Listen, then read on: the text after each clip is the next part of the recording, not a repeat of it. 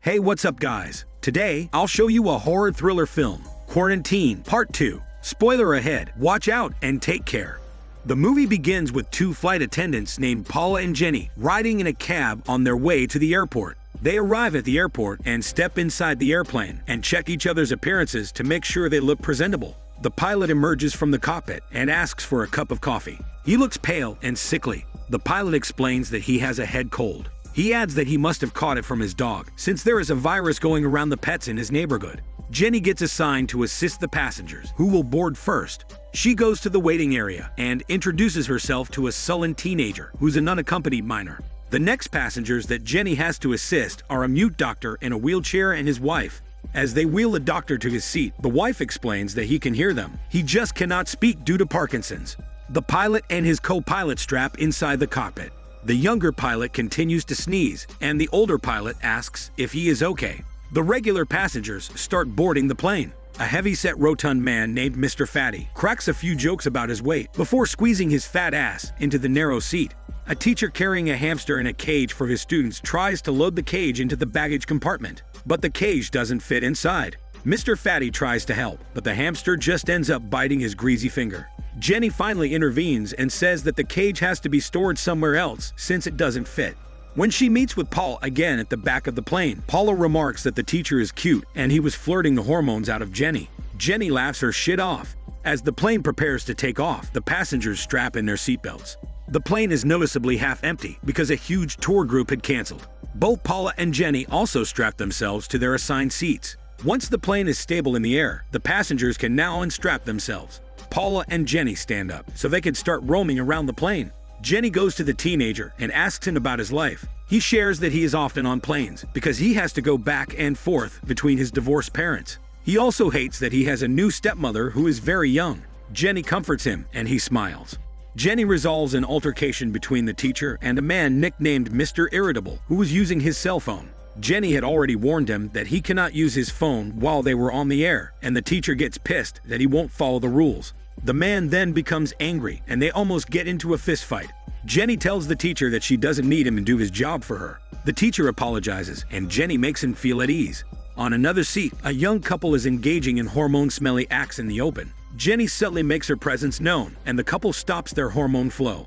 Another passenger, this time an old lady, is holding her cat while sitting. Jenny advises her that she has to keep the cat in the carrier. Jenny also approaches Mr. Fatty, who is now looking sick. He asks for a cup of water, and Jenny goes to the back and informs Paula to give him the drink. Paula goes and gives it to him. When she returns, she tells Jenny that Mr. Fatty appears to be fine now. Jenny approaches the teacher in his seat to ask him if he wants a drink. However, he is busy watching the news. Apparently, a contagion was discovered in an apartment building in LA and was placed under quarantine. This is the same apartment building that was featured in the first film. The teacher comments that it's fortunate that their plane is flying away from the city. Suddenly, Mr. Fatty vomits all over Jenny. He starts getting delirious and demands that he be allowed to be let off the plane. Paula retrieves a mask from the back and tries to place it over Mr. Fatty's face, but he keeps struggling. Paula also orders Jenny to go and clean herself up since the man might be sick and contagious. They do not notice that the old lady's cat is now licking Mr. Fatty's vomit. Mr. Fatty overpowers Paula. He runs down the aisle and knocks Jenny down. He rushes to the locked door of the cockpit and screams that the pilots have to stop the plane. The younger pilot, who is still sick, stands up and leaves the controls to the older pilot while he deals with Mr. Fatty at the door. Male passengers try to stop Mr. Fatty, but he just goes berserk. The teenager even gets knocked on the head due to Mr. Fatty's blows. They try to bind him until he is finally subdued. The older pilot forbids the younger pilot from stepping out of the plane since they have to keep whatever contamination Mr. Fatty has out of the cockpit. Mr. Fatty gets knocked out and the passengers settle back down. A female passenger presents herself as a medic and helps examine the teenager. She tells Jenny that she should watch out for signs of concussion in the teenager. The pilots get the message from authorities that they have to do an emergency landing in the nearest city so they can give medical attention to Mr. Fatty. However, the weather is terrible, so it would be a rough landing. Jenny demonstrates the right bracing position for the passengers. Meanwhile, Paula straps the unconscious Mr. Fatty to his seat. As the plane lands, Mr. Fatty wakes up and suddenly bites Paula's face. Jenny immediately pulls Paula away from the Raven man. The two pilots exit the cockpit and help lock Mr. Fatty inside the restroom. The older pilot orders Jenny to go ahead and make sure that the passengers safely exit the plane, while the two pilots will keep Mr. Fatty inside. When they exit the plane and enter the jetway they landed in, the group meets a baggage handler who manages the jetway. He takes them to the exit, but discovers that it's locked. He leads them to another exit on the tarmac, but it's also locked. He realizes that the entire jetway is on lockdown and they are deliberately being kept inside, and authorities are stationed around the building to make sure they don't leave. Worried, Jenny calls her daddy because she doesn't know what to do. The handler calls 911 and is told that they don't know anything about the situation in the jetway. The passengers are getting antsy and demand that Jenny tell them some answers. The medic informs Jenny that Paula needs serious medical intervention, but the medic left her medical bag back on the plane. Jenny asks the handler to help her get back to the airplane so she can help her friend. The handler is reluctant because he is afraid of potential infection, but Jenny persuades him eventually. The teacher and Mr. Irritable accompany them. When they return to the plane, the two pilots have disappeared. Mr. Fatty is also nowhere to be seen. The doctor's wife is also missing, and the doctor is left there in his seat.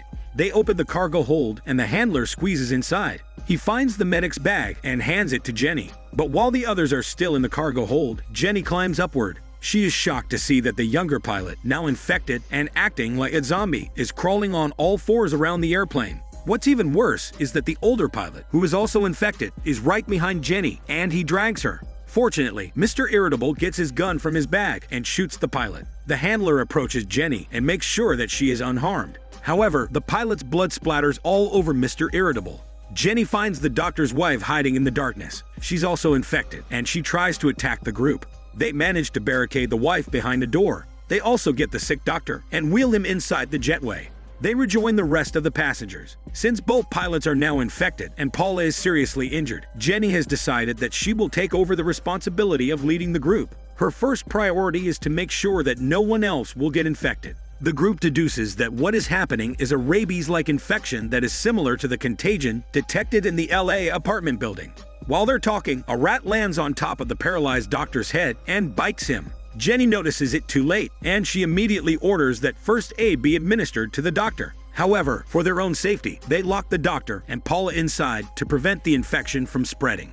The handler manages to capture the rat that bit the doctor. The group realizes that it's an albino rat that came from a laboratory. The teenager accuses the teacher of bringing laboratory rats with him. In the cage he claimed has hamsters in it. The teacher refutes this allegation and argues that it would have been impossible for him to sneak rats into the airport. Jenny believes him, and the two hug without hormone let go. The teenager is frustrated that she won't believe him and accuses her of being biased because she likes the teacher. Mr. Fatty suddenly emerges and comes running to Jenny. She tries with all her strength to prevent him from biting her. The teacher also helps her to get Mr. Fatty away. The others join in, and the handler wraps a length of cloth around Mr. Fatty's neck. They all help to choke him to death with the cloth. Authorities call the handler and inform him that CDC officials will be coming inside the jetway to assess the situation. 4 officers in hazmat suits enter the building and inform them that they will be injecting them with antidotes. They also order that the doctor and Paula be taken out of confinement. Mr. Irritable's pregnant wife speaks up and tells them that she doesn't want some strange antidote to be administered to her. The old lady with the cat volunteers to be the first to be inoculated. However, her cat turns out to be infected, and it bites her. Behind the officers, the doctor in the wheelchair also turns into a zombie and bites one of them. The officers shoot the doctor. Moments later, the boyfriend attempts to run outside, but is shot down by the authorities. His girlfriend screams in grief. The remaining survivors run and get inside an empty catering truck parked in the jetway. However, Mr. Irritable is now also infected because of the blood that hit him when he shot the pilot. They try to get his pregnant wife inside, but he drags her back to him. Now locked inside the truck, the medic comments that she thinks there was no antidote at all because the officers were about to inject them with different colored liquids with different dosages.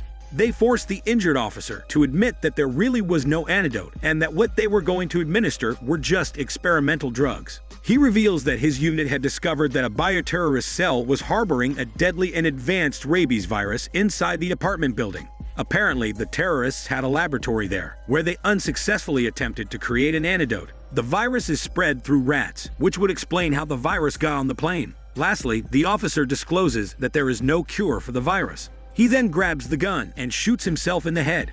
It seems like all hope is lost for the group, but the handler gets the idea that they can find an abandoned tunnel to go outside. They leave the truck to find the blueprints for the tarmac, so they can know where the tunnel entrance is located. On the way to the office, the girlfriend is dragged away by an infected person. They encounter the infected Paula. Jenny grabs a wrench and kills her friend herself. They enter the office and start searching for the blueprint. While they're busy, the teenager reveals to Jenny that he has stolen the teacher's briefcase.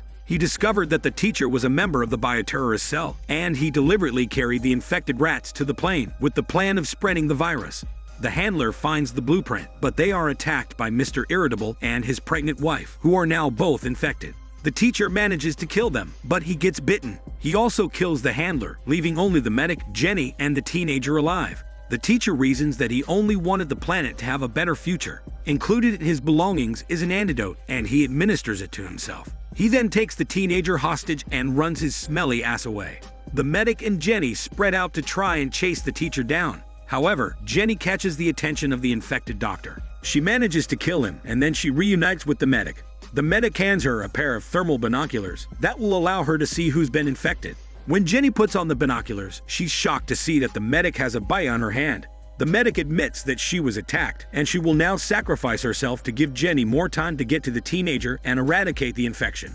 She runs to the opposite side of the jetway and tries to lure the infected to her. Jenny enters the dark tunnel and finds the teenager. He tells her not to come any closer because the teacher's antidote has failed, and he has transformed into a rat-like creature. Sure enough, the infected teacher appears and attacks Jenny. The teenager picks up the gun and shoots him. The teacher is still twitching, so Jenny bashes his head in with the wrench. An explosion rocks the terminal, the doing of the authorities who are attempting to eradicate the infected. Unfortunately, the doorway is locked. They have no choice but to crawl deeper into the tunnel. The teenager gets scared, and Jenny gives him the binoculars so he can see the way. They crawl inside the tunnel, and the teenager discovers through the binoculars that Jenny has a zombie bite. Jenny starts turning, and she urges the teenager to go and leave her shitty life behind. The teenager doesn't want to go without her, so they continue down the tunnel. They reach a grate at the end of the tunnel. The bars are wide enough for the teenager to crawl through, and he climbs outside. He calls for Jenny, but she has already transformed. The teenager has no choice but to leave her behind. The movie ends with one of the infected rats escaping the jetway and walking toward a huge hotel, implying that the virus will just continue to spread. This is Daniel CC Movie Channel. Stay safe and enjoy your day.